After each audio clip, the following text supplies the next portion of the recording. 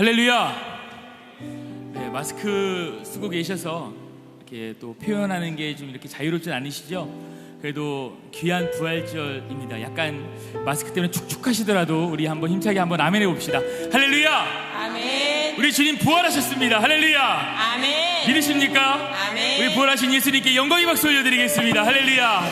할렐루야. 우리 시간 힘차게 예수님의 부활을 오늘 본당에서 각 가정에서 힘차게 찬양하면서 나가겠습니다.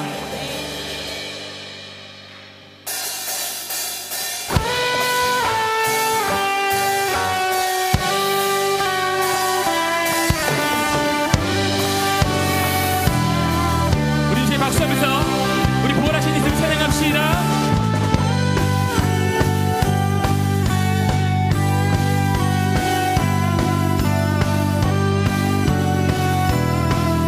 고백합시다. 우리 예수 살아계신 주. 예수 살아계신 주. 지금도 역사하시네. 지금도 역사하시네. 죽음을 이기셨습니다. 죽음 이기신 주. 사망 권세 물리치셨네. 우리 한번 고백합시다. 살아계신 주, 살아계신 주, 지금도 역사하시네. 우리 죽음을 이기셨습니다. 죽음 이기신 주, 사망 권세 물리치셨네. 우리 어둠 속에 같이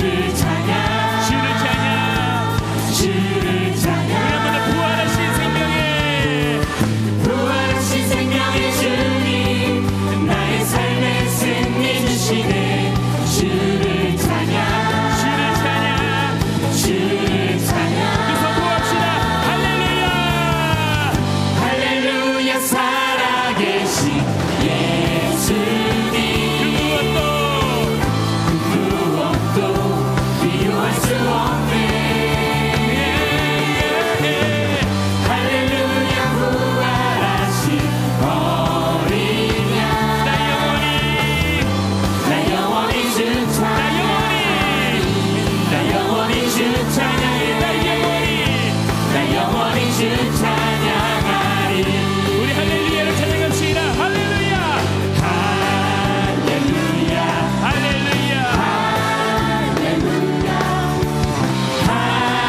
할렐루야 영광의 찬양 주께. 할렐루야 할렐루야 할렐루야 할렐루야 영광의 찬양 주께. 할렐루야 할렐루야 할렐루야 할렐루야 할렐루야 영광의 찬양 영광의 영광의 찬양 영광의 찬양 주께.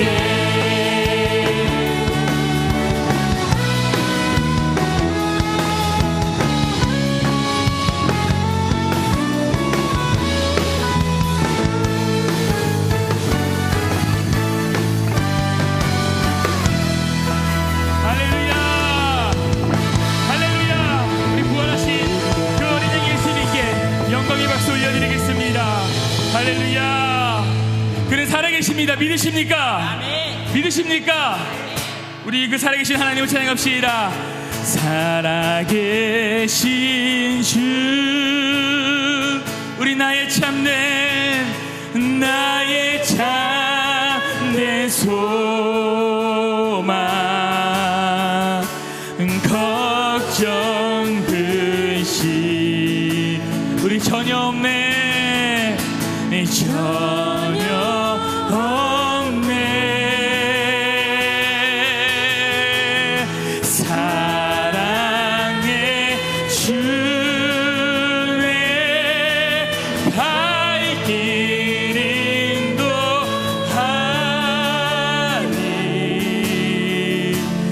내 모든 삶의 기쁨 늘 충만하리. 우리 주 안에서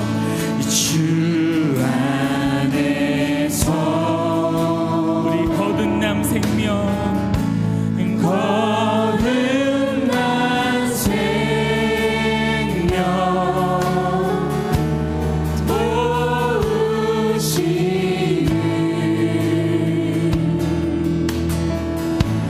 주의 사랑 우리 참 기쁨과 참 기쁨과 확신 가지고 예수님의 도우심을 믿으며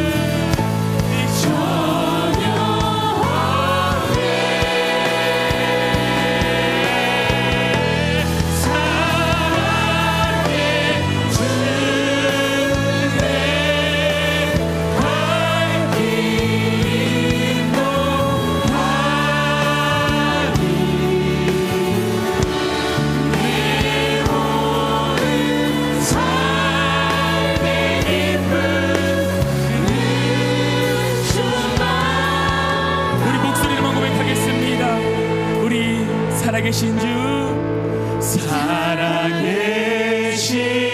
주, 나의 참된 소망, 걱정 근심,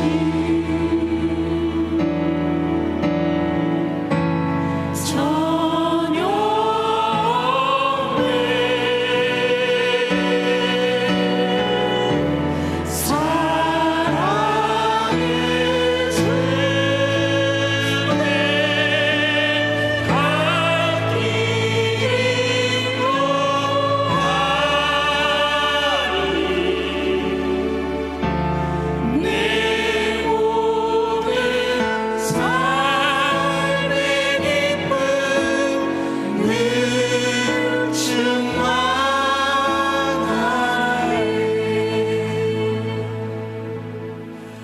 할렐루야. 우리 살아계신 우리 주 예수님께 영광의 박수 올려드리겠습니다.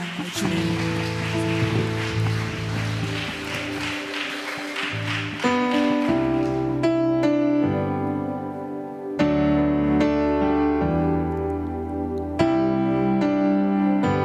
이 시간 우리가 예배하고 찬양해야 할 이유를 찾는다면 아마 그것은 끝이 없을 것입니다. 주님께서도 아무런 이유 없이 부활하시고 우리를 사랑하여 주십니다. 우리 그 주님 앞에 찬양 올리겠습니다. 우리 송축해 내 영혼, 내 영혼아, 거룩하신 이름, 이전에 없었던 노래로 나 주님을 경배해. 우리 해가 뜨는 새 아침 밝았네. 이제 다시 주님 찬양. 무슨 일이나 어떤 일이 내게 놓여도 저녁이 올 때 나는 노래해.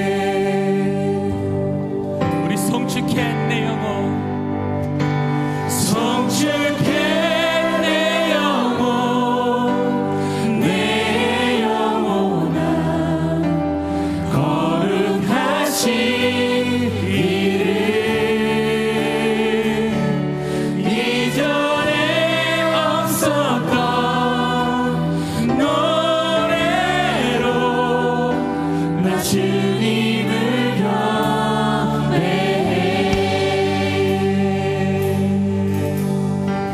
우리 노하기를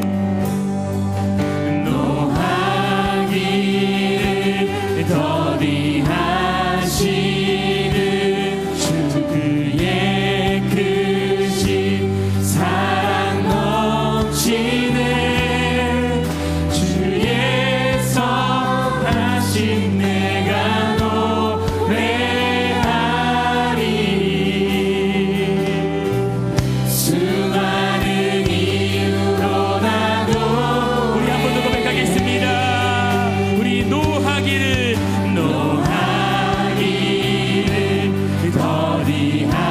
더디하시는 주 그의 크신 사랑 넘치네. 주의 선하신 내가 노래하리. 수많은 이유로 나 노래해. 우리 송축해 내 영혼 송축해 내 영혼 내 영혼아. 거룩하신 이름 이전에 없었던 노래로 나 주님을 우리 한 번 더 송축해 내 영혼 송축해 내 영혼 내 영혼아. 거룩하신 이름 이전에 없었던 노래로 나 주님을 우리 마지막으로 송축해 송축해 내 영혼 내 영혼아. 거룩하신 이름 이전에 없었던 노래로 나 주님을 경배해. 나 주님을 경배해. 우리 위대하신 주 찬양해. 위대하신 모두 알게 되리라.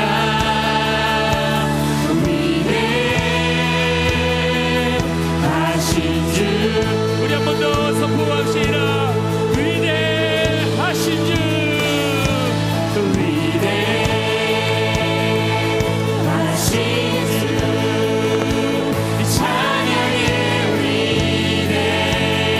위대하신 주 모두 알게 되리라. 위대하신 주 우리 선포하며 고백합시다. 우리 모든 이름 위에 뛰어나리라. 모든 이름 위에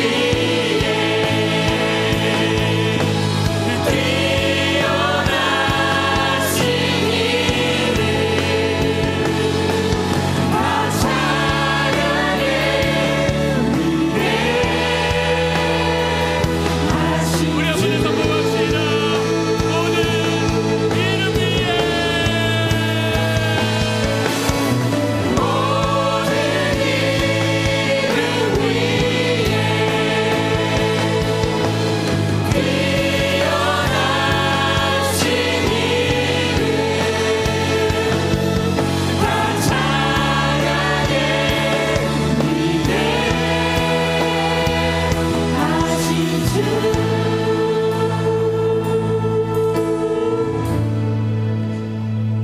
만일 우리가 그 그의 죽으심과 같은 모양으로 연합한 자가 되었으면 또한 그의 부활과 같은 모양으로 연합한 자도 되리라. 아멘. 부활의 감격과 기쁨이 여러분 가운데 가득하길 축복합니다. 예수님과 함께 죽고 예수님과 함께 부활하는 은혜를 누리시기 간절히 바랍니다. 이 시간 우리에게 그 새 생명을 주신 하나님을 예배하며 먼저 사도신경으로 신앙 고백 드리겠습니다. 전능하사 천지를 만드신 하나님 아버지를 내가 믿사오며 그 외아들 우리 주 예수 그리스도를 믿사오니 이는 성령으로 잉태하사 동정녀 마리아에게 나시고 본디오 빌라도에게 고난을 받으사 십자가에 못 박혀 죽으시고 장사한 지 사흘 만에 죽은 자 가운데서 다시 살아나시며 하늘에 오르사 전능하신 하나님 우편에 앉아 계시다가 주리로서 산자와 죽은 자를 심판하러 오시리라. 성령을 믿사오며 거룩한 공회와 성도가 서로 교통하는 것과 죄를 사하여 주시는 것과 몸이 다시 사는 것과 영원히 사는 것을 믿사옵나이다. 아멘.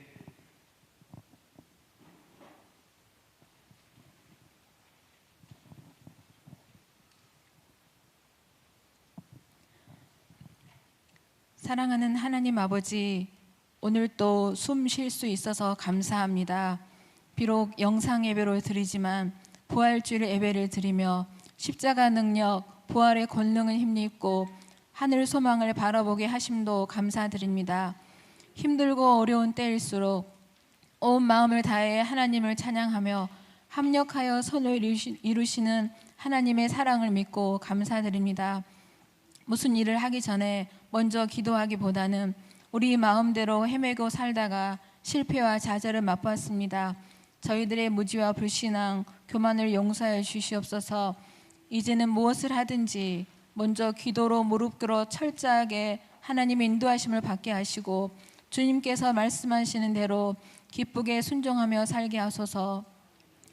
코로나19로 인하여 이 나라와 전 세계가 고통과 위기의 시간을 보내고 있습니다. 주님, 저희들의 모든 죄를 용서하시고 불쌍히 여겨 주시옵소서.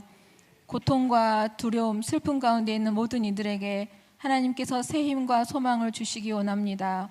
믿음으로 슬기롭게 잘 극복하여서 이 고난의 시간이 온전히 새롭게 변화되고 회복과 축복의 기회가 될 수 있게 하소서. 문재인 대통령과 정치인들에게 나라와 국민들 잘 섬길 수 있는 지혜와 사랑을 마음을 주시옵소서. 이번 수요일에 있는 선거에 함께 하셔서 하나님께서 기뻐하시는 사람들이 선출되어 하나님께서 기뻐하신 이 나라가 되게 축복하여 주시옵소서.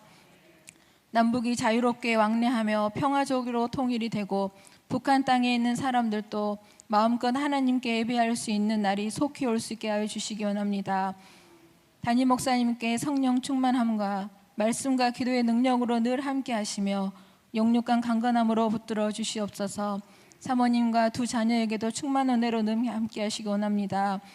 부목사님, 전도사님, 장로님들과 가정에 하나님의 뜻을 마음껏 펼치며 기쁨으로 섬기기에 부족함이 없도록 성령 충만하게 하시며 필요한 모든 은혜로 함께하여 주시옵소서. 안산광림교회 믿음의 모든 식구들이 하나님의 뜻을 온전히 이루며 좋은 교회를 넘어서 위대한 교회로 하나님께서 주신 사명을 온전히 이루는 교회 되게 하시고 특히 교육개발원과 젊은이 교회의 귀한 자녀들이 세상의 가치관이 아닌 하나님의 말씀에 든든히 세워지게 하여 주시옵소서. 교회 건축에 함께 하셔서 설계, 공사, 입당, 헌당에 이르기까지 온 교회가 한마음 한뜻이 되어 믿음으로 기도로 건축하게 하시고 하나님 보시기에 아름답고 튼튼하고 실속 있게 건축이 잘 이루어지게 도우시고 필요한 물질과 사람들도 붙여주시기 원합니다.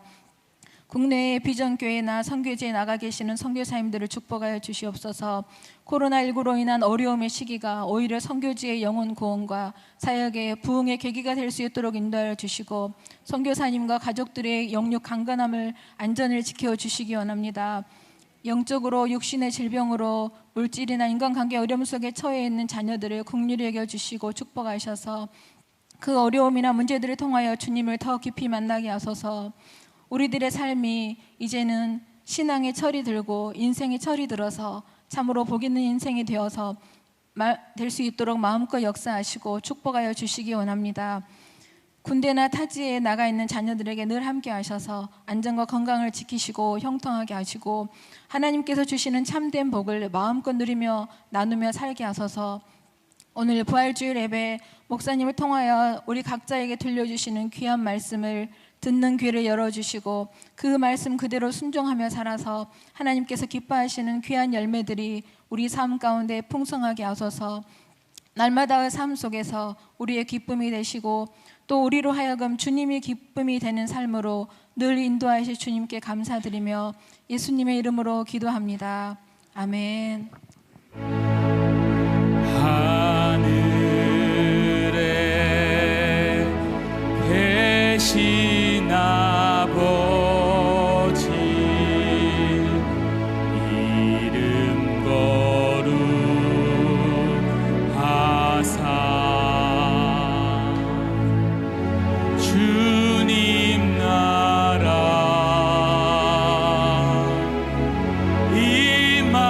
임하시고 뜻이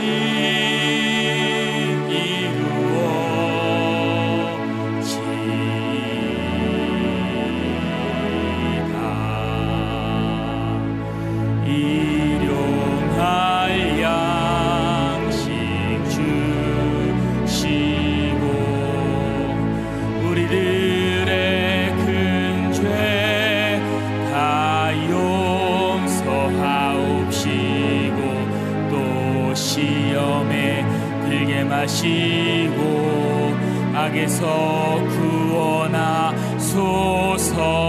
대개 주의 나라 주의 권세 주의 영광 영원히 아멘.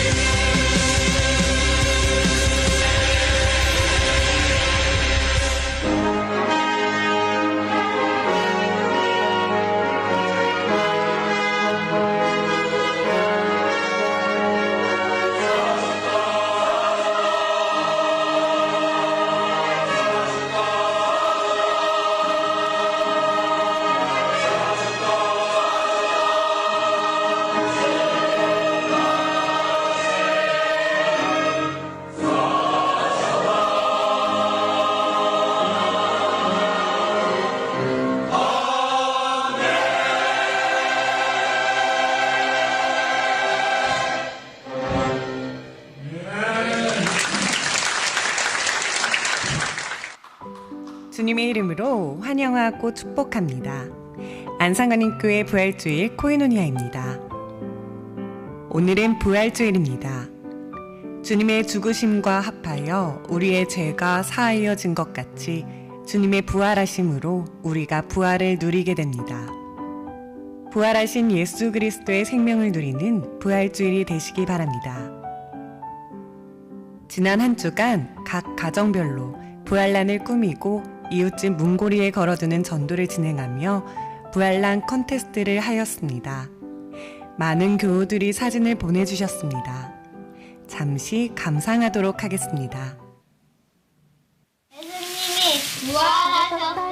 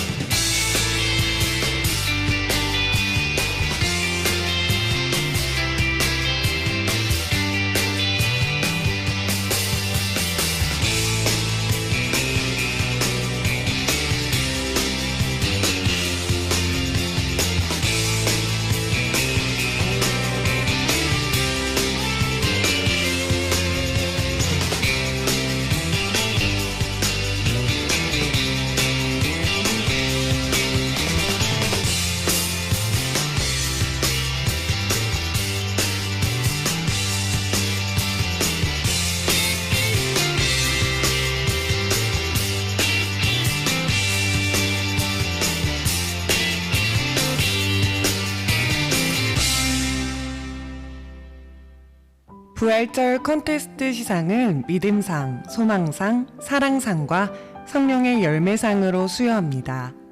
믿음상에는 일성교구 이경희 권사님의 가정과 일성교구 박선덕 권사님의 가정입니다. 소망상에는 사성교구 김영옥 권사님의 가정과 오성교구 황정한 이선심 집사님의 가정입니다. 사랑상에는 삼성교구 김흥중, 김현정 집사님의 가정과 이성교구 이승훈 권사님, 노순미 집사님의 가정입니다. 그리고 특별상으로 지역아동센터가 수상하게 되었습니다. 그 외에 성령의 열매상을 시상하신 가정은 영상 화면을 참고해 주시기 바랍니다. 시상한 가정에는 카톡을 통하여 온 가족이 함께 즐길 수 있는 쿠폰 상품을 보내드리도록 하겠습니다.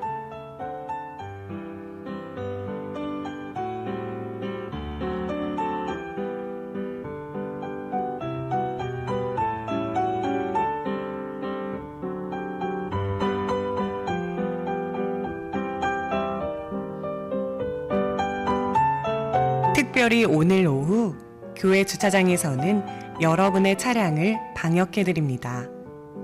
질 좋은 소독제를 통해 고품격 차량 방역도 받으시고 고품격 영적 방역도 받으시기 바랍니다. 아울러 저녁에는 각 가정별로 부활절 가정예배로 드리시기 바랍니다. 가정예배는 오늘 주일 말씀을 함께 나누어 주시기 바라며 가정예배지는 홈페이지에서 다운받으시거나 보내드리는 개인 문자를 참고해 주시기 바랍니다. 부활의 기쁨을 온누리에 알리는 기쁨 부활절이 되시기 바랍니다.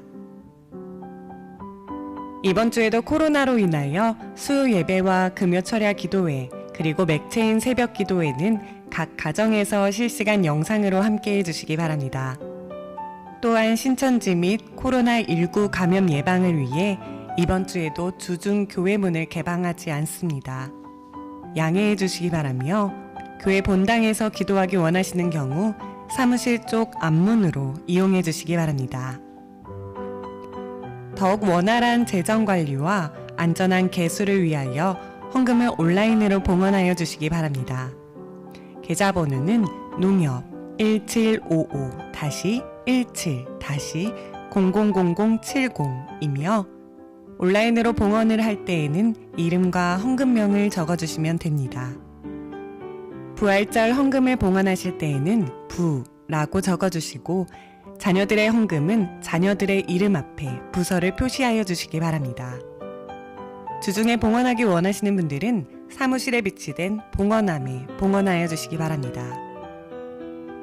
오늘 주보와 지난주 헌금 영수기 그리고 속장 속도원 공가용 말씀 요약은 교회 홈페이지를 통하여 확인하실 수 있습니다. 일성교구 서상일, 박덕희 권사의 장남 승훈군의 결혼이 이번 주 토요일 오후 2시 30분 더케이 호텔 서울 본관 2층 가야금홀에서 있습니다. 새롭게 시작되는 가정을 위해 함께 축복해 주시기 바랍니다. 오늘 강단 꽃봉헌으로 섬겨주신 가정에 감사를 드립니다. 은혜로운 영상 예배를 위해 예배 시간 중에는 자리를 비우지 마시고 말씀과 예배에 집중해 주시기 바라며 주님 앞에 무릎 꿇는 기도로 첫 행동을 주님께 올려드리는 성도님들이 되시기 바랍니다. 네, 감사합니다. 네, 부활주일에 예배에 참석하신 분들과 영성으로 예배를 드리는 온 교우들 감사합니다. 부활하신 주님께 다 같이 영광의 박수를 한번 올려드리겠습니다. 할렐루야. 네, 부활의 이 기쁨이 속히 이 코로나19를 물리치고 이제 예배도 함께 드리고 또 즐겁게 살아가는 날이 회복될 줄 분명히 믿습니다. 그 주님께서 오늘도 역사해 주시리라 믿고 우리 다 같이 오늘 주시는 말씀 보겠습니다. 누가복음 24장 1절로 12절에 있는 말씀입니다.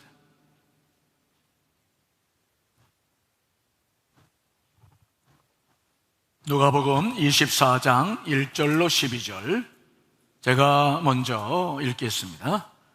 안식 후 첫날 새벽에 이 여자들이 그 준비한 향품을 가지고 무덤에 가서 돌이 무덤에서 굴려 옮겨진 것을 보고 들어가니 주 예수의 시체가 보이지 아니하더라.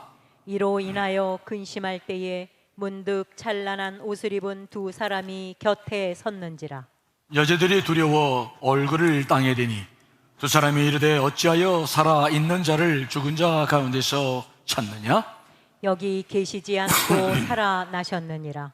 갈릴리에 계실 때에 너희에게 어떻게 말씀하셨는지를 기억하라. 이르시기를 인자가 죄인의 손에 넘겨져 십자가에 못 박히고 제3일 만에 다시 살아나야 하리라 하셨느니라 한데 그들이 예수의 말씀을 기억하고 무덤에서 돌아가 이 모든 것을 11 사도와 다른 모든 이에게 알리니 이 여자들은 막달라 마리아와 요한나와 야고보의 모친 마리아라. 또 그들과 함께 한 다른 여자들도 이것을 사도들에게 알리니라. 사도들은 그들의 말이 허탄한 듯이 들려 믿지 아니하나 베드로는 일어나 무덤에 달려가서 구부려 들여다보니 세마포만 보이는지라. 그 된 일을 놀랍게 여기며 집으로 돌아가니라. 아멘. 아멘. 오늘 성경의 본문에 보면은 안식 후 첫날 새벽에 빈 무덤에 찾아간 여인들의 이야기가 기록되고 있습니다. 그들은 안식일이 끝나자마자 새벽에 준비한 향품을 가지고 예수님이 안치되어 있는 무덤으로 찾아갔어요. 자, 1절 3절인데 한 번 더 읽어볼까요? 시작. 안식 후 첫날 새벽에 이 여자들이 그 준비한 향품을 가지고 무덤에 가서 돌이 무덤에서 굴려 옮겨진 것을 보고 들어가니 주 예수의 시체가 보이지 아니하더라. 이 여인들이 향품을 준비했다라는 말은 예수님이 부활할 것이라고에 대해서는 전혀 생각지 못했다. 주어도 예수님이 다시 사실 것이라는 생각은 못하고 그들은 예수님을 십자가에 못 박힐 때만 보았기 때문에 아리마다 요셉이 장례를 치르는 곳을 보았다가 오늘 찾아간 것이죠. 찾아가서 채찍맞은 그 허른 몸과 또 못자국 난 상처와 이런 모든 것들의 향품을 잘 바르며 정말 마지막 모습이라도 보고 싶어서 그들은 빈 무덤에 찾아갔던 것이죠. 그런데 무덤에 도착해 보니까 걱정했던 그 돌 입구를 막고 있는 큰 돌이 이미 옮겨져 있었어요. 무덤을 막고 있던 그 돌은 여자 몇이서 굴릴 수 없는 돌이었어요. 그래서 마가복음 16장에 보면은 여인들이 빈 무덤에 갈 때 큰 걱정을 했죠. 그런데 이게 옮겨진 것입니다. 어떻게 이것이 옮겨졌을까요? 우리가 마태복음 28장에 보니까 큰 지진이 나서 주의 천사가 내려와 돌을 굴려냈다라고 말씀하고 있어요. 돌문은 하나님의 초자연적인 계획에 의해서 옮겨진 것을 알 수 있습니다. 우리에게 부활이란 죽음과 생명 사이를 가로막고 있던 돌이 치워진 것을 의미합니다. 더 이상 죽음이 영원한 생명을 가둘 수 없다는 것이죠. 예수님은 죽음에 의해서 갇힐 수 없는 분이셨죠. 그분에게 있어서 십자가의 죽음이란 육체의 굴레를 벗고 이제 영적인 존재로 돌아가는 한 과정일 뿐이었어요. 그래서 하나님은 돌문을 확 여시고 이제 다가오는 여인들과 모든 사람들이 바로 무덤이 비었음을, 예수님이 부활했음을 볼 수 있도록 기회를 스스로 열어놓으신 거예요. 와서 봐라. 예수 그리스도의 무덤은 비어 있었어요. 이 여인들이 그 돌문이 열려졌다는 사실 앞에 너무 놀라서 이제 들어가서 쫙 살펴봤는데 글쎄 예수님이 시체가 없는 거예요. 시신이 없어요. 그 시신을 쌌던 세마포만 있는 달랑 남겨져 있고 시신이 없는 거죠. 너무 놀랐어요. 왜? 누가 훔쳐갔을까 봐. 자, 4절 5절 그때 천사가 중요한 말을 하고 있죠. 읽어봅니다. 시작. 이로 인하여 근심할 때에 문득 찬란한 옷을 입은 두 사람이 곁에 섰는지라. 여자들이 두려워 얼굴을 땅에 대니 두 사람이 이르되 어찌하여 살아있는 자를 죽은 자 가운데서 찾느냐. 아멘. 두려워 떨고 있는 그들, 슬퍼하는 그들에게 천사가 말하죠. 어찌하여 살아있는 자를 죽은 자 가운데서 찾느냐. 다소 책망 섞인 이 말은 대단히 중요한 질문이며 질책입니다. 우리도 이 질문을 통해 우리의 믿음의 현 주소를 점검해 봐야 합니다. 아무리 예수를 잘 믿고 신앙이 좋아도 부활하신 예수님을 믿지 못한다면 그 믿음은 신뢰하기 어렵죠. 아무리 교회 열심히 다니고 자기를 불살라 희생한다 할지라도 정말 부활에 대한 분명한 믿음이 없다고 한다면 사도 바울의 고백처럼 그 신앙은 아무짝에도 쓸모없는 신앙이죠. 오늘 이 여인들처럼 책망을 들어야 될 믿음일 거예요. 그 당시는 십자가에서 죽임을 당한 사람들이 굉장히 많았다고 하죠. 로마로부터 독립을 쟁취하기 위해서 많은 유대인들이 무력 투쟁을 했는데 그 과정에서 잡힌 사람들은 전부 십자가에 못 박았는데 그때의 기록을 보면 어느 날에는 너무 십자가에 못 박을 사람들이 많아서 십자가를 세울 곳이 없었다라고 그렇게 많은 사람들이 십자가에 못 박아 죽었어요. 근데 문제는 뭐냐? 그렇게 십자가에 죽은 사람들은 장례식도 치르지 않고 골짜기에 갖다 내다 버리거나 집단 매장을 했다고 합니다. 지금 코로나19로 인해서 죽은 사람들이 그렇게 하는 나라가 있더군요. 참 가슴 아프죠. 때문에 십자가 처형이 끝나고 나면 그 가족들이 그 골짜기를 다니면서 죽은 시신 가운데서 자기 가족들을 찾았다고 하는 거예요. 천사가 어찌하여 살아있는 자를 죽은 자 가운데서 찾느냐라고 한 말에는 그런 의미가 담겨 있었어요. 어찌 예수님을, 살아계신 그분을 죽은 자 가운데 찾는 것처럼 그저 시체를 찾고 있느냐라고 말씀하고 있는 것이죠. 천사들은 그 여인들이 무엇을 찾고 있는지, 무엇을 염려하고 있는지 알고 있었어요. 그래서 어찌하여 살아있는 자를 죽은 자 가운데서 찾느냐라고 말했던 것입니다. 비록 예수님이 십자가에서 죽긴 죽었으나 이미 죽은 자들과는 달랐어요. 왜냐하면 그들은 죽었지만 예수님은 부활하셨기 때문인 줄 믿습니다. 예수님은 사망의 권세를 이기셨기 때문이죠. 그러므로 부활하신 예수님을 더 이상 죽은 자 가운데서 찾지 말라라고 천사가 이야기를 하는 거예요. 예수님은 부활하셨으니 살아계신 주님을 만나라라고 이야기를 하는 것이죠. 사랑하는 여러분, 여러분들은 어떤 예수 그리스도를 믿고 있습니까? 십자가에서 죽으신 예수 그리스도이십니까? 아니면 부활하신 예수 그리스도이십니까? 만일 여러분들도 예수님을 죽은 자 가운데서 찾고 있다고 한다면 오늘 다시 부활하신 주님을 만나시기를 간절히 축원합니다. 그분은 부활하셨어요. 이미 성경 안에서도 벗어나셨죠. 고난의 현장에서도 벗어나셨어요. 문제는 과연 우리가 그분을 믿느냐 하는 거죠.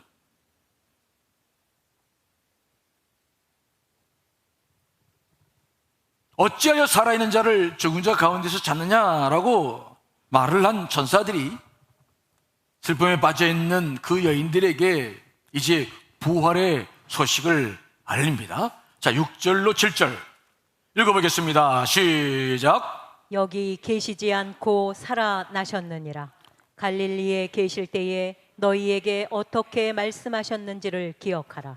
이르시기를 인자가 죄인의 손에 넘겨져 십자가에 못 박히고 제3일에 다시 살아나야 하리라 하셨느니라 한데. 아멘. 오늘 이 말씀을 잘 보세요. 천사가 지금 여인들에게 예수님의 부활을 믿게 하는 과정인데 무엇을 통해서 그 여인들로 하여금 예수님의 부활을 믿게 합니까? 무엇입니까? 다른 거 아무것도 아니에요. 6절에 보니까 살아나셨느니라 라고 말씀하시면서 갈릴리에 계실 때에 너희에게 어떻게 말씀하셨는지를 기억하라. 즉 갈릴리에서 이미 너에게 여러 차례 십자가에서의 죽음과 부활을 말씀하셨는데 그 말씀을 기억하라는 것입니다.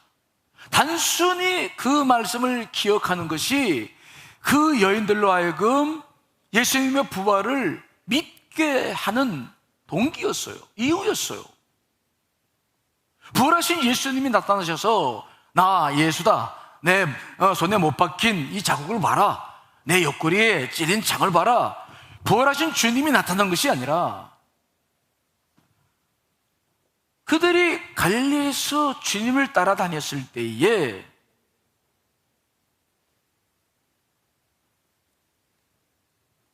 그때에 하신 말씀을 기억하라는 거예요. 주님은 오늘 이 무덤에 계시지 않았어요. 왜 주님은 무덤에 계시지 않고 그 여인들에게 말씀만 기억했을까? 기억하게 하셨을까? 이게 굉장히 중요한 포인트예요. 여러분, 주님이 빈 무덤에 계시지 않은 것은 예수님은 무덤과 상관없는 분임을 보여주시는 줄 분명히 믿습니다. 예수님은 사망 권세조차 가두어 둘 수 있는 분이 아닙니다. 예수님은 어느 곳에나 임재하시는 무소부재의 하나님이시지만 예수님은 승천하시면서 볼지어다 내가 세상 끝날까지 너희와 항상 함께 있을 것이다 라고 말씀하신 분이시지만 그러나 더 이상 당신의 무덤 안에는 계시지 않았어요. 이 여인들만 예수님의 무덤을 찾은 것이 아니었습니다. 여인의 말을 듣고 베드로도 찾아왔고 요한도 찾아왔어요. 그러나 그들도 예수님을 만나지 못했죠. 이것이 말해주는 것이 무엇입니까? 더 이상 무덤에서는 주님을 만날 수 없다는 거예요. 예수님을 만나려면 무덤에 찾아오지 말라는 것입니다. 빈 무덤에는 계시지 않기 때문이죠. 그렇습니다. 기독교는 예수님의 시체나 붙잡고 그것을 연연하는 종교가 아닙니다. 시신의 향유나 바르면서 지난 일들을 회고하고 아픔을 달래는 그런 종교가 아니에요. 이것이 기독교의 독특한 특징이고 다른 종교와 비교할 수 없는 특별함이죠. 많은 사람들은 이집트의 피라미드를 보며 놀랍니다. 저도 가서 성지순례 때 가서 보니까 정말 크더라고요. 근데 더 관심스러운 것은 그것을 보고 다들 위대하다고 말을 해요. 와. 그런데 생각해 봤습니다. 정말 무엇이 위대할까요? 그 피라미드와 같은 것들은 생명이 없음에 대한 반증이에요. 정말 위대한 것은 그들의 무덤이 아니라 빈 무덤인 줄 믿습니다. 죽음의 권세를 정복하신 예수 그리스도의 부활이 위대한 것이죠. 무덤을 무효화하신 예수 그리스도의 부활이 놀라운 거예요. 예수님은 죽은 자를 장사 지내는 것은 죽은 자에게 맡기고 하나님의 나라를 선포하라고 말씀하셨죠. 더 이상 그분은 빈 무덤에 계시지 않아요. 우리 그리스도인들의 시선은 죽음에서 벗어나 부활을 향해야 될 줄 믿습니다. 그런데 오늘 우리가 기억해야 될 것은 어떻게 그 여인들이 그 부활을 믿게 됐느냐는 거예요. 그 천사들이 한 말은 단순한 말이죠. 갈릴리에 계실 때에 너희에게 하신 말씀을 기억해라. 말씀을 기억해라. 이 여인들이 누굽니까? 오늘 본문 10절에 나오는 걸 보면 이 여인들의 이름이 나오는데 막달라 마리아와 요한나와 야고보의 모친 마리아와 또 그들과 함께 했었던 여러 여자들이 있었다라고 기록하고 있어요.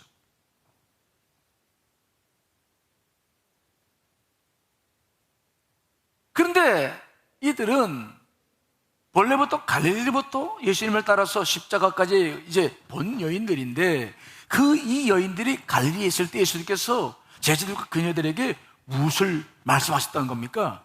자, 누가복음 9장 22절 읽어보겠습니다. 시작. 이르시되 인자가 많은 고난을 받고 장로들과 대제사장들과 서기관들에게 버림받되어 죽임을 당하고 제3일에 살아나야 하리라 하시고. 아멘. 천사들이 기억하라고 하는 말씀은 이 말씀이에요. 천사들은 그녀들에게 그 말씀을 회상시킴으로써 예수님이 부활하셨다는 것을 분명히 그 여인들에게 믿게 했어요. 이거밖에 없었어요. 부활하신 주님이 나타난 것도 아니었어요. 손에는 못자국도 도마처럼 보지 않았어요. 근데 이미 전에 예언하셨던 말씀을 기억나게 하면서 그 말씀이 지금 성취된 현실을 보면서 그 여인들로 하여금 부활하신 분을 바라보지도 않으면서 그 부활했다는 사실을 믿게 했다는 것이죠. 놀라운 일이에요. 정말 그 여인들은 믿었어요. 자, 8절 9절 말씀 읽어봅시다. 시작. 그들이 예수의 말씀을 기억하고 무덤에서 돌아가 이 모든 것을 11 사도와 다른 모든 이에게 알리니. 그 여인들은 믿었어요. 기억했어. 맞아. 근데 주님께서 말씀하셨지. 와, 부활하셨네. 그리고는 제자들에게 달려가서 예수님 부활했다고 지금 막 소리를 친 거예요.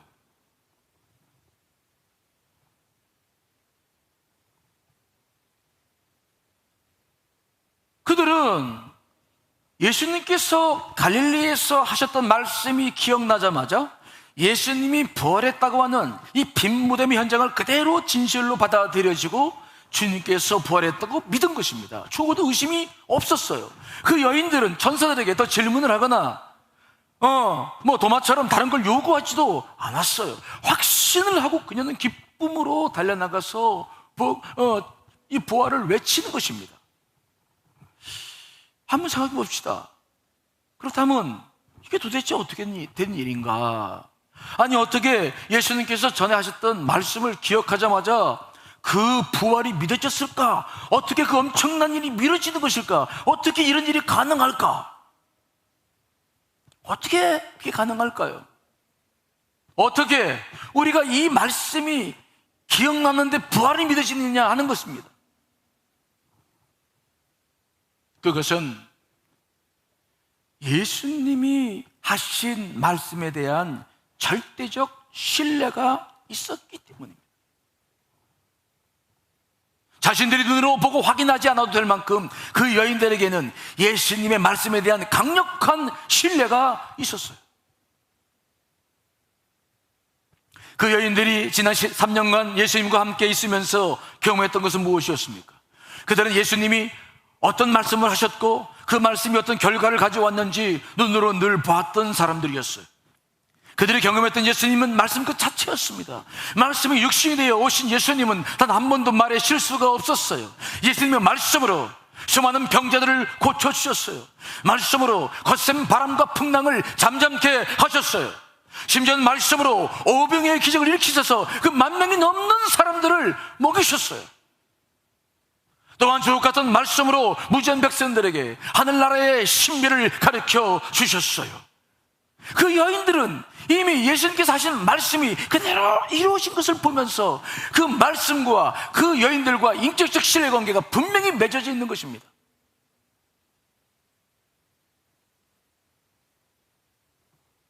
제가 존경하는 선배 목사님이 한 분이 계신데 그분이 지금 암으로 투병 중에 계세요. 그 목사님은 정말 큰 목회를 이루진 못하셨지만 정말 진솔하셨어요. 저는 그분만큼 진실한 사람은 못 만났어요. 그래서 지금도 병원 중에 계셔서 가끔 통화를 하고 하면 그분이 무슨 말씀을 하든 나는 믿어져. 그분과 나와 무슨 관계에 맺어져 있는 겁니까? 인격적 관계가 맺어져 있는 거예요.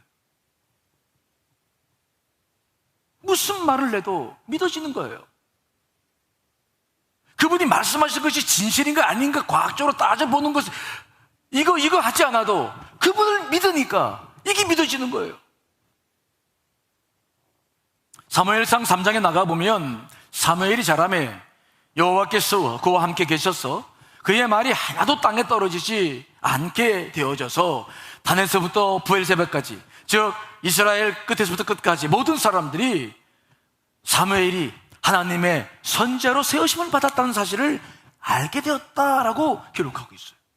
사무엘은 성전에서 크면서 하나님의 음성을 듣는 법을 배웠어요. 그래서 그의 입에서 나오는 말은 하나도 땅에 떨어져서 사라지지 않았어요. 그의 말은 모든 것이 다 이루어졌기 때문에 사람들은 사무엘이 말하는 모든 것을 바라보며 믿었고 그가 누구인지를 알게 됐다는 것입니다. 이해되십니까? 이 여인들이 바라봤던 것은 그거였어요. 예수님의 말씀하시면 그 말씀은 모든 것이 진실이었어. 그 말씀은 모든 것을 이루었어. 그 말씀은 지금까지 모든 것을 다 해냈어요. 특별히 이 여인들의 가슴속에 지금도 감도로 남아있는 것이 무엇입니까? 예수님께서 십자가를 지시기 전 2주 전에 나사로를 살리셨던 부활의 사건이었죠. 모든 사람들은 나사로가 다 죽은 줄 알았어요. 왜냐하면 이미 죽은 지 나흘이나 되었기 때문이죠. 시체가 부패되어 있어서 냄새가 났어요. 다 죽었어. 그런데 예수님께서 그의 무덤에 오셔서 그를 살리셨어요. 2주 전에.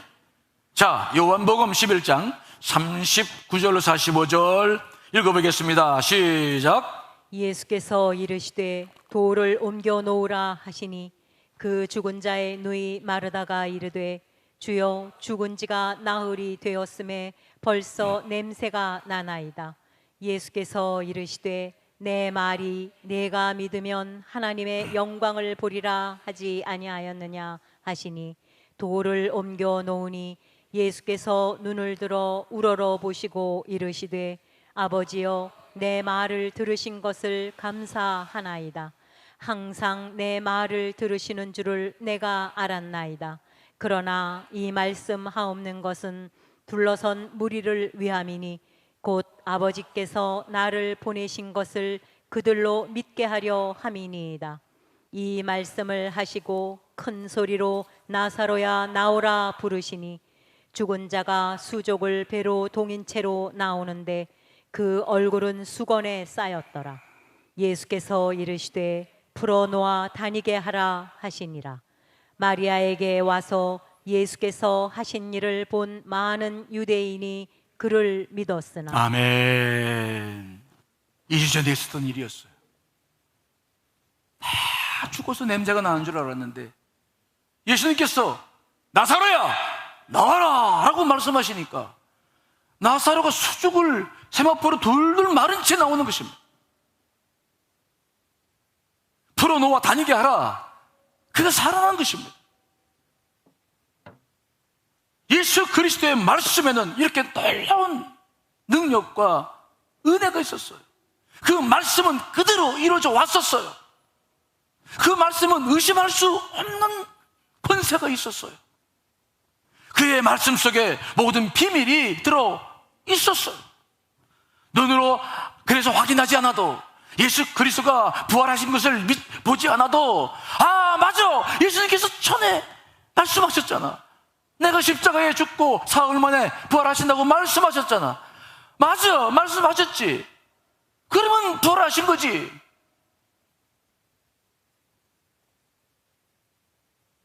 그 여인들은 예수 그리스도의 말씀과 인격적 관계가 맺어져 있었어요.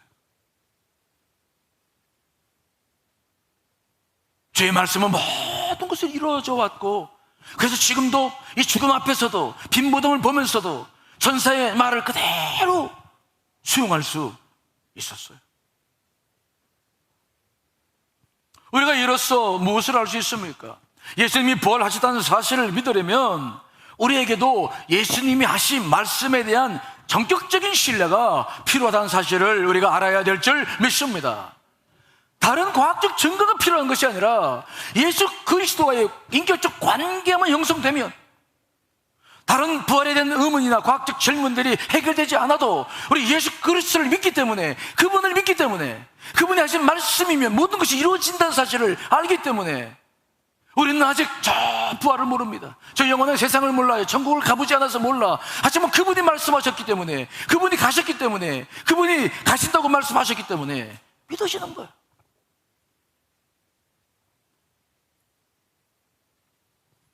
그러므로 이 부활이라고 하는 영적인 현상 앞에서 가장 중요한 것은 뭐냐? 여러분, 말씀과의 관계가 맺어져야 될 줄 믿습니다. 이게 가장 중요한 것입니다.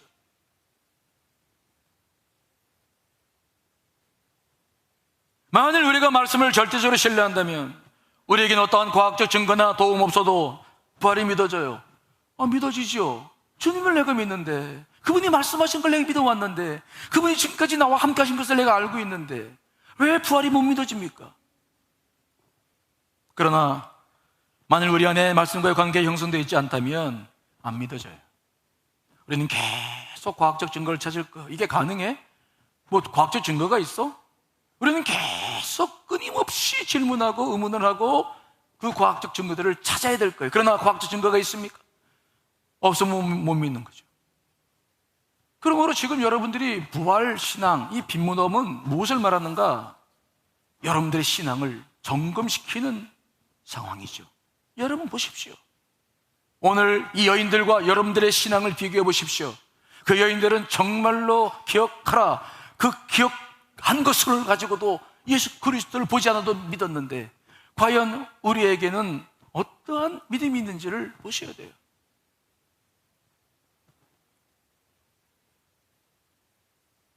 오늘 말씀을 좀 더 보겠습니다. 예수님이 부활하셨다는 사실을 믿게 된 이 여인들은 그 기쁜 소식을 가장 먼저 11 사도에게 가서 알렸죠. 오늘 보면 9절 12절 읽어보겠습니다. 시작. 무덤에서 돌아가 이 모든 것을 11 사도와 다른 모든 이에게 알리니, 이 여자들은 막달라 마리아와 요한나와 야고보의 모친 마리아라. 또 그들과 함께한 다른 여자들도 이것을 사도들에게 알리니라. 사도들은 그들의 말이 허탄한 듯이 들려 믿지 아니하나 베드로는 일어나 무덤에 달려가서 구부려 들여다보니 세마포만 보이는지라. 그 된 일을 놀랍게 여기며 집으로 돌아가니라. 아멘. 부활의 기쁨을 안고 11사도를 찾아간 여인들은 가룟 유다를 뺀 11사도들에게 부활의 소식을 알렸어요. 부활했습니다. 예수님 부활하셨어요.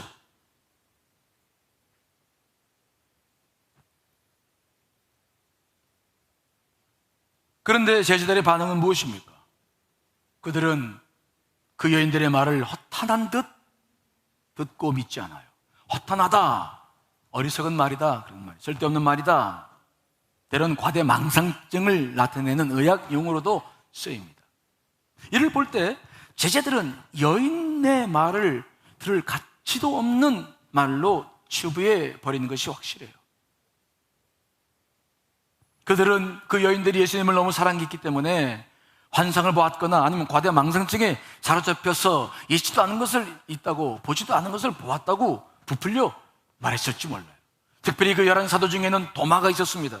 도마는 여인들에게 실제로 눈으로 봤냐고 물어봤을 거예요. 봤어?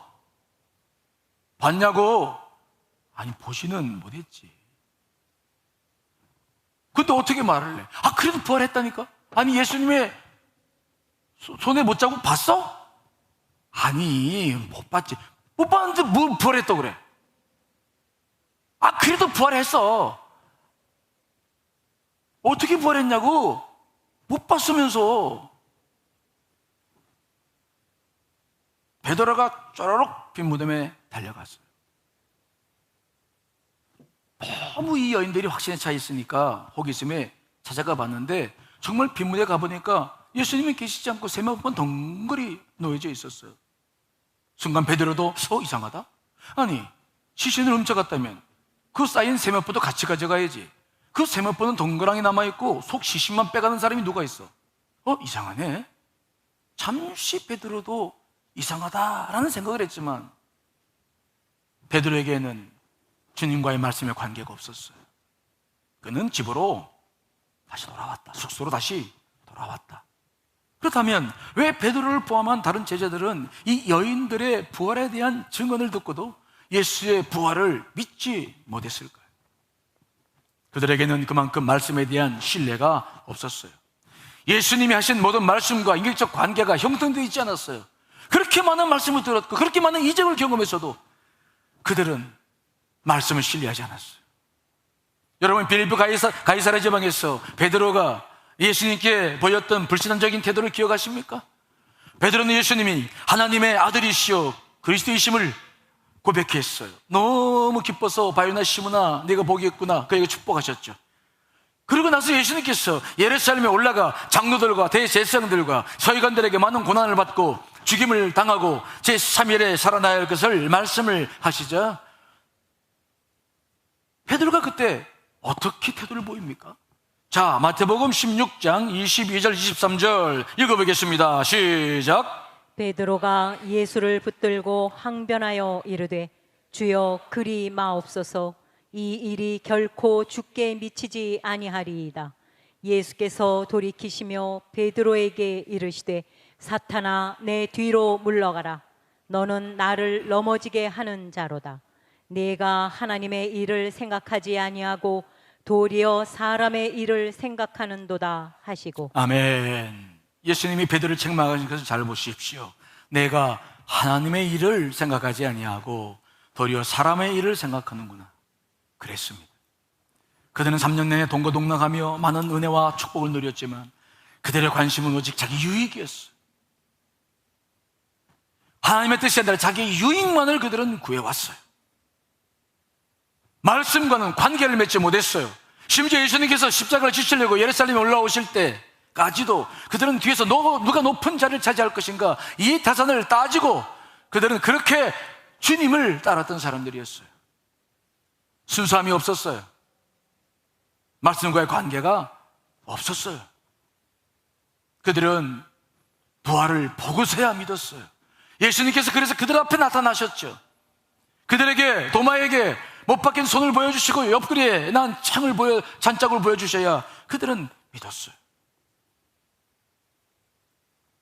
여러분, 오늘 이 말씀이, 이 빈 무덤이 우리들에게 무엇을 말해주고 있습니까? 여러분, 우리는 하나님의 말씀과 어떤 관계 속에 있는지를 살펴야 될 줄 믿습니다. 정말 말씀과 인격적 관계가 맺어져 있습니까? 말씀을 정말 신뢰하십니까? 하나님의 말씀 속에는 우주 만물을 창조하신 비밀과 앞으로 되어질 모든 비밀들이 담겨 있어요. 하나님은 예수 그리스도의 순환과 부활과 우리가 들어가야 될 영원한 세계에 대한 비밀들을 말씀 속에 담아서 이미 우리 손에 주셨죠.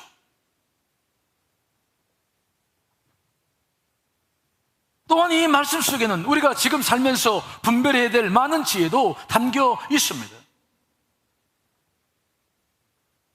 만일 우리가 이 말씀을 믿는다면 우리는 지금 부활뿐만 아니라 모든 영적인 세계, 모든 영원한 세계를 받아들일 수 있어요. 제가 언젠가도 간증을 2차례 정도 했잖아요. 제가 2016년도 30일 금식을 하면서 한 2일째 되는 날 어느 조그마한 교회 가서 수요 예배를 드렸는데, 그 예배를 드리고 난 다음에 혼자 기도하는데 제게 정말 처음이었어요. 빈 무덤의 환상이 쫙 보이는 거죠.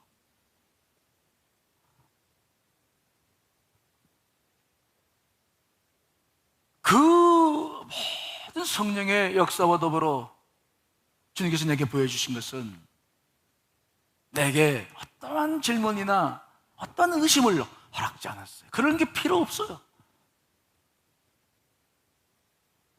그런 모든 것들은 다 쓸데없는 것들이에요. 아, 주님,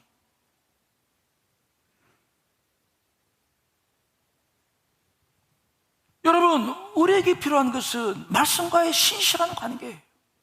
과학적 증거나 다른 논리가 필요한 것이 아니라 정말 그분과의 관계예요. 우리는 그분의 인격을 통해서 천국에 들어가게 될 줄 믿습니다.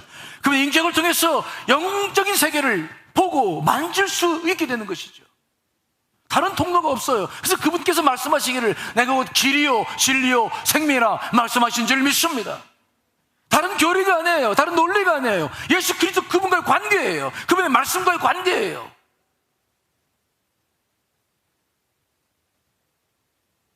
왜 우리가 많은 재난을 당하고 고난을 당합니까? 바로 말씀과의 관계가 없기 때문이죠. 생각해 보십시오. 만약 제자들이 예수님이 하신 말씀을 신뢰했다라고 한다면 가룟 유다가 예수님을 30냥에 팔아 버리며 그 수치를 겪어낼 이유가 있었습니까? 베드로가 예수님을 부인하면서 통곡하면서 그러한 수치스러운 모습을 보일 필요가 있었냐고요.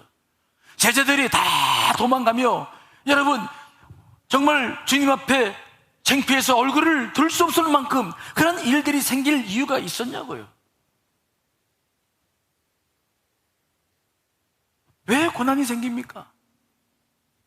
바로 말씀을 믿지 못하기 때문에 그래요. 말씀과의 인격적 관계가 형성되지 않고 말씀 인도하심을 받지 못하기 때문이죠. 만일 예수님의 하신 말씀을 내가 정말 믿는다면 그들이 정말 믿었다면 그들은 십자가 앞에서도 흔들리지 않았을 거예요. 지금도 우리가 예수 그리스도와의 말씀과의 관계가 온전하다면 정말로 우리는 흔들리지 않고 이 모든 어려움을 극복해 나가게 될 줄 믿습니다. 그것이 방법이에요.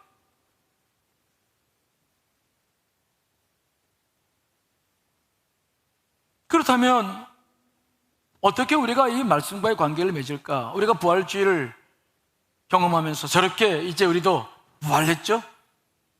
어떻게 우리가 그 관계를 맺을 것인가? 오늘 시간이 없으니까 짧게 2가지만 말씀드린. 첫째는 뭐냐? 여러분, 제가 늘 강조하지만 말씀을 읽지만 말고 묵상하시길 간절히 축원합니다. 따라합시다. 말씀을 묵상하라. 묵상해야 그 관계가 나와 예수님의 인격과 연결이 되는 거죠. 그 말씀이 살아있어서 지금 내 속에서 역사할 수 있는 길은 그밖에 없어요. 이것을 하지 않으면 여러분들의 믿음은 잘못되기 쉬워요. 여러분들의 영적 눈은 열리지 않아요. 보이지 않는 영의 세계는 못 열어나갑니다. 관계 속에서 말씀 속에서 관계 맺지 못하면 열려지지가 않아요. 여러분들의 영은 열려지지 않아. 말씀은 성령이요 예수 그리스도인지 분명히 믿습니다. 관계가 형성되지 않으면 영적 눈이 떠지지가 않아요. 또 이 세상에 살아가면서 누가 복된 사람입니까? 누가 복 있는 사람이라고 성경이 말씀하고 있습니까? 말씀을 묵상하는 거 아니에요. 자, 다른 설명 필요 없이 시편 1편 1절로 3절 말씀 읽어보겠습니다. 시작. 복 있는 사람은 악인들의 꾀를 따르지 아니하며 죄인들의 길에 서지 아니하며 오만한 자들의 자리에 앉지 아니하고 오직 여호와의 율법을 즐거워하여 그의 율법을 주야로 묵상하는도다. 그는 시냇가에 심은 나무가 철을 따라 열매를 맺으며 그 잎사귀가 마르지 아니함 같으니 그가 하는 모든 일이 다 형통하리로다. 아멘. 무엇이 사람을 복 있는 사람으로 만들까요? 어떻게 해야 악인들의 꾀를 분별하고 죄인들의 길을 구분하고 오만한 자가 되지 않을까요? 어떻게 해야 시냇가에 심은 나무처럼 어떤 상황 속에서도 잎사귀가 마르지 않고 시절을 따라 열매를 맺을 수 있는 삶을 살 수 있을까요? 방법은 딱 한 가지라고 말씀하고 있지 않습니까? 오직 여호와의 율법을 즐거워하여 그의 율법을 주야로 묵상하는 것인 줄 믿습니다. 말씀과 인격적 관계만이 모든 문제를 풀어나가고 우리로 하여금 복을 누리게 하는 길입니다. 다른 길이 없어요. 영적인 눈을 뜨는 것도 말씀 외에 다른 것이 없어요. 그런데 우리는 인생을 살다 보면 말씀을 따로 묵상하거나 시간을 내기가 어려운 분들이 많이 있어요. 삶이 너무 분주하기 때문이죠. 여러분, 그런 분들에게도 방법이 있어요. 무슨 방법입니까? 따로 시간을 내지 않더라도 예배를 드리거나 또 어떤 상황 속에서 말씀을 깨닫게 된다면 그 말씀을 품고 살아보세요. 그 말씀을 잊지 마세요. 망각하지만 마십시오. 그러면 여러분들에게도 좋은 기회가 주어집니다. 우리는 예수님의 어머니 마리아를 압니다. 마리아의 일생은 참으로 시련과 고난의 연속이었죠. 그러나 그녀가 모든 고난을 이길 수 있는 비결이 하나 있었는데 그것은 바로 무엇입니까? 순간순간마다 말씀을 늘 마음에 품는 습관이 있어요. 마리아가 아직 남자를 모를 때 천사로부터 보라, 내가 잉태하여 아들을 낳으리니 그 이름을 예수하라 라는 말씀을 들었어요. 마리아가 질문했죠. 난 남자를 모르는데 어찌 이런 일이 있어오리까? 천사가 말합니다. 하나님의 모든 말씀은 능치 못함이 없느니라. 그러자 이 마리아는 그렇게 말합니다. 저는 주의 여종이오니 말씀대로 내게 이루어지이다. 그 말씀을 그대로 수용을 하죠. 드디어 마리아가 예수님이 임신했고 예수님이 태어났습니다. 그때 목자들이 찾아왔어. 지극히 높은 곳에서는 하나님께 영광이요 땅에서는 하나님이 기뻐하시는 사람들 중에 평화로다 라고 하면서 전군 천사와 함께 찬양했던 일과 그 전군 천사들이 자신들을 보내서 예수님께 경배하라고 한 이야기들을 요셉과 마리아에게 전합니다. 그때 마리아는 그 말씀을 어떻게 했습니까? 자, 누가복음 2장 19절 읽어보겠습니다. 시작. 마리아는 이 모든 말을 마음에 새기어 생각하니라. 마음에 새겨 생각해요. 잊지 않죠? 예수님이 12살이 되었을 때 이제 마리아와 요셉은 6월달이 되자 예수님과 함께 예루살렘 성전에 올라갔어요. 유월절 마치고 돌아오는 길에 그만 마리아와 요셉이 예수님을 잃어버렸어. 3일 내내 왔던 길을 찾아다녔는데 찾지 못하고 예루살렘 성전에 가보니까 아니 글쎄 12살밖에 안 된 예수님이 거기에 있는 랍비들과 대화를 나누면서 토론을 하고 있었어요. 사람들은 그 지혜에 너무 신기했죠. 하지만 마리아와 요셉은 화가 나서 말했어요. 아이야, 어찌하여 우리에게 이렇게 하느냐? 봐라, 내 아버지와 내가 근심하여 너를 찾았노라. 그제 예수님께서 뭐라고 말씀하십니까? 어찌하여 나를 찾으셨나이까? 내가 내 아버지 집에 있어야 될 줄을 알지 못하셨나이까? 라고 반박을 하자 마리아는 그때도 그 말씀을 그대로 새기죠. 자, 누가복음 2장 51절도 읽어보겠습니다. 시작. 예수께서 함께 내려가사 나사렛에 이르러 순종하여 받드시더라. 그 어머니는 이 모든 말을 마음에 두니라. 마리아는 순간 자기에게 하신 말씀을 잊지 않아요. 마리아는 율법학자가 아니었습니다. 바리새인이 아니었어요. 말씀을 갖고 다닐 수도 없었고 말씀을 알 수도 없었어. 그러나 순간 말씀 줄 때마다 잊어버리지 않고 마음에 깊이 품고 그 말씀의 힘을 가지고 주님과 함께 끝까지 나아갔던 것을 우리가 보는 거예요. 주님의 부활의 사건이 진짜냐 아니냐 진위를 가리는 문제는 우리에게 큰 문제가 되지 않아요. 여러분, 우리는 주님이 부활하신 것을 분명히 믿습니다. 무엇을 통해 믿느냐? 그분을 아니까. 그분의 말씀이 얼마나 능력이 있다는 사실을 아니까. 말씀이 육신을 입어 이 땅에 오셔서 그분이 하신 일을 아니까. 난 부활을 믿어요. 이 여인들처럼 나는 저 영원한 세계를 바라봐요. 이 부활주일은 그러므로 우리의 신앙을 다시 한번 돌아보는 그런 계기가 되는 좋은 그런 시간이에요. 여러분, 다시 한번 여러분 안에 말씀과 관계를 회복하시며 영의 눈이 열려 부활의 세계로 나아가시는 여러분 되시기를 간절히 축원합니다. 다 같이 기도하시겠습니다.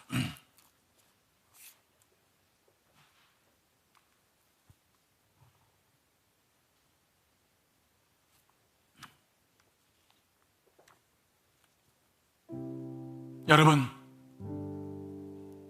주님의 부활을 의심할 필요가 없습니다. 어떻게 안 해요? 그게 아니에요. 나와 말씀과의 관계예요. 주님과의 관계예요. 그것이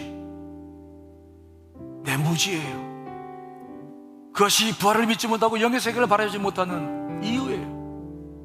오 아버지, 말씀을 회복하게 하여 주시옵소서.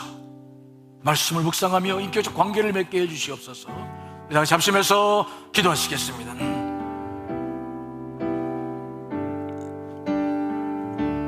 아버지,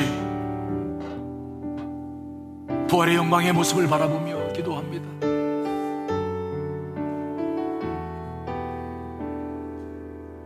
말씀을 기억하라는 그 한마디를 듣고 부활을 믿었던 여인들처럼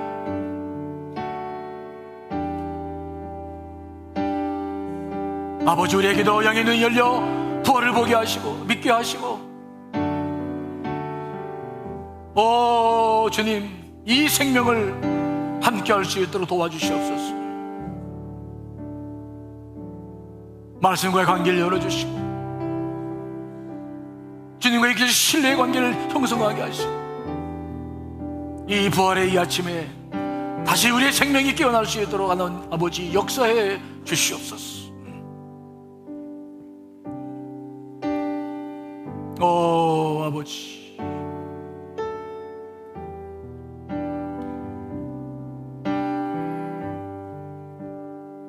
자, 이 시간 우리 다 같이 자리에서 일어나셔서 부활하신 그 주님을 우리 송축하겠습니다. 그분을 찬양하며 그분을 올려드리겠습니다.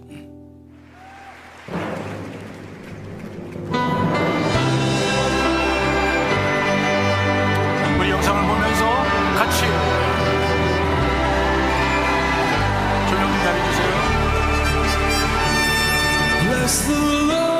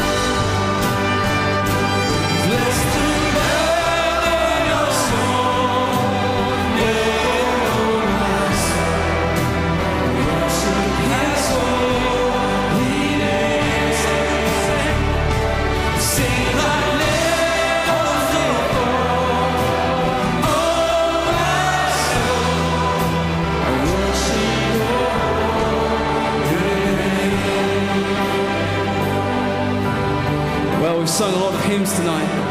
My favourite hymn writer was Charles Wesley. In his very last hymn he wrote, age 81 on his deathbed, it says this: in age and feebleness extreme, who shall a helpless worm redeem? Jesus, my only hope thou art, strength of my failing flesh and heart. Oh, could I catch one smile from thee and drop into eternity? Does anyone feel that unshakable hope and love for Jesus Christ in this place tonight?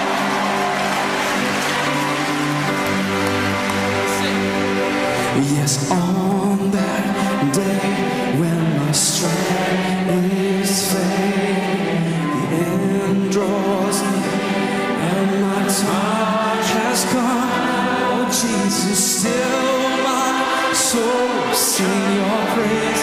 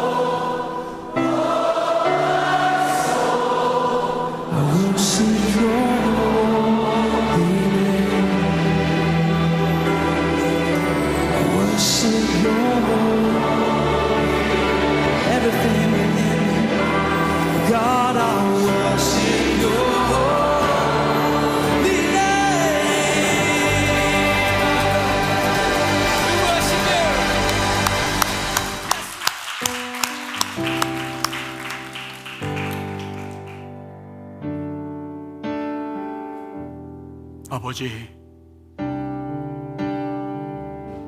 주님의 부활을 이 시간 송축합니다.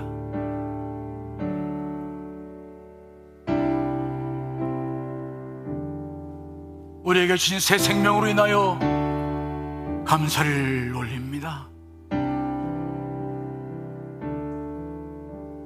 코로나19로 인해서 슬픔과 공포 속에 있는 이 세계를 굽어 살펴주시옵시고,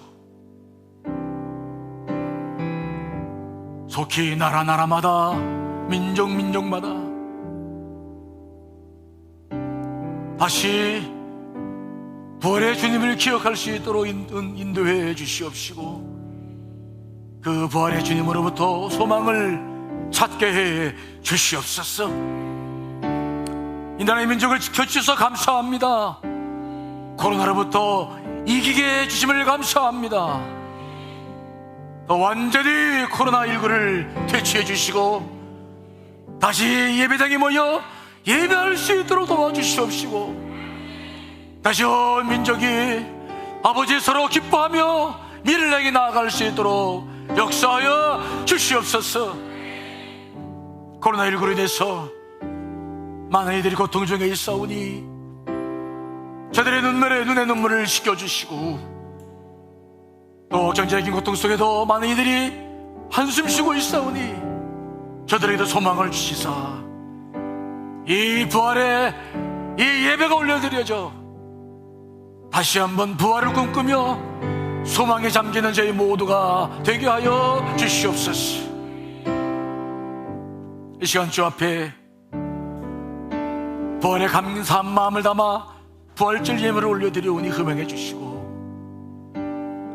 가정마다 기원마다 자녀들마다 부활의 소망이 다시 곱게 하여 주시옵소서. 12월 주임을 올려드리오니 아버지 받아주시고, 우리 교우들의 가정과 기업을 축복하시옵소서. 11주가 줄어들지 않게 하시고 말하지 않게 하시옵소서. 풍성하도록 도우셔서 물질의 주인이 주님이심을 고백하게 도와주시고, 그렇게 주님의 놀라운 능력을 경험할 수 있도록 함께해 주시옵소서. 감사함을 올려드립니다. 이제 이번 한 주간이면 코로나가 끝내게 될 줄 믿습니다. 감사할 수 있도록 우리와 함께하여 주시옵소서. 선교 예물도 드리오니 선교사님들의 안전을 지켜주시고 건강과 함께해 주시며, 저희들이 드려지는 선교 예물이 세계 선교를 향해 쓰여질 때 아버지께 영광이 되게 하여 주시옵소서. 기타 1.1 예물과 주일 예물, 성미 속회 예물과 서원 예물, 꽃꽂이 예물, 속회 예물, 또 구제 예물과 장흥 예물도 올려드리오니 흠행해 주시고, 물질 때문에 아파하지 않도록, 이웃들과 나눌 수 있도록 하늘의 문을 열어 역사하여 주시옵소서. 이제는 우리 주 예수 그리스도의 그 크신 은혜와 하늘아버지의 극진하신 사랑하심과 성령님의 감동과 그 역사하심이 오늘 교회에서와 각 가정에서 예배하는 온 교우들 머리머리 위에 이제로부터 영원토록 함께 없시길 간절히 축원하옵나이다. 아멘.